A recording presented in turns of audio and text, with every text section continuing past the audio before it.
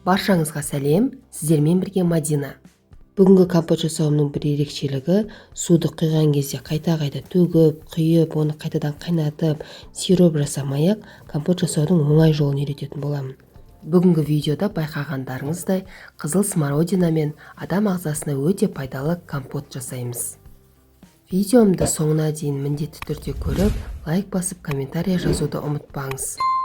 Осы орайда сіздермен пайдалы ақпаратпен бөлісе кетейін.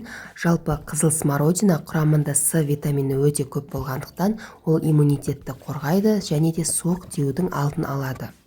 Бірақ құрамында қышқыл көп болғандықтан, асқазаны ауыратын адамдар абайлап ішуі керек.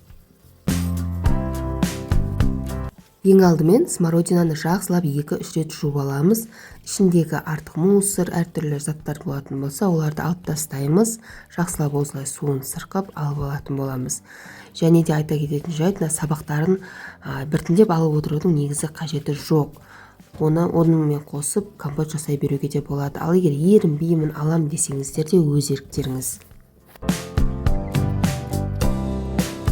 Ал енді смородинамыз жуып болғаннан кейін мен осылай банкаларды жақсылап жуып, стерилизовать етіп қойдым. Үлкен банкаларға осындай стаканмен 1,5 стакан қызыл смородинадан салып шықтым.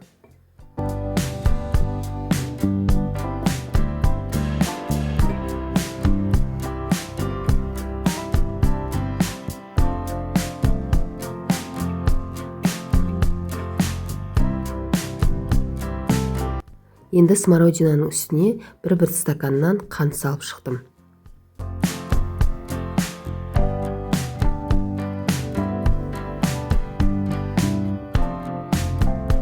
Мінекей, енді үстіне қайнап тұрған кипяток суымызды құйып шығамыз. Негізі барлығының дәмдері бірдей болады. 10 рет құйып, бұлай үстіне қайттан қайнатып құйғаннан гөрі, негізі осы әдіс көп банканы жапқан кезде өте пайдалы және тиімді әдістердің бірі болып табылады. Сонымен қатар уақыттарыңызды да экономдайсыздар. Мінекей, барлығын құйып болғаннан кейін бастарына крышкаларын салып, мойындарына қылқындырып кете берсеңіздер болғаны. Менде закрывашкамның түрі осындай. Бұның ешқандай қиындығы жоқ закрывашканында. Мінекей, осындай ыңғайына арық сияқты затына келтіріп алып, бұрап айналдырып кете берсеңіздер болғаны. До конца барғаннан кейін 2 рет айналдырып, мінекей, болғаннан кейін өзі жабысып қалады. Ешқандай да су ештеңе ақпай, әп-әдемі болып жабылды. Келесі банканы тура солай жауып шығатын боламыз. Осы кезде астындағы қанты ерімей қала ма деген көптеген сұрақтар келеді. Қант ериді. Осылай жауып болғаннан кейін астынан 1-2 рет сілкіп ары-бері аунатып не қылғаннан кейін қант өзі-ақ еріп кетеді. Ертесіне 1 күн жылы жерге жауып қойсаңыздар, компотыңыз қып-қызыл әдемі болып, өзінің түсік реңі кіріп бастайды. Мінекей, түбіндегі қантты жақсылап шайқасаңыз, мінекей, осылай еріп жоқ болып кетеді. Ешқандай уайымдамаңыз.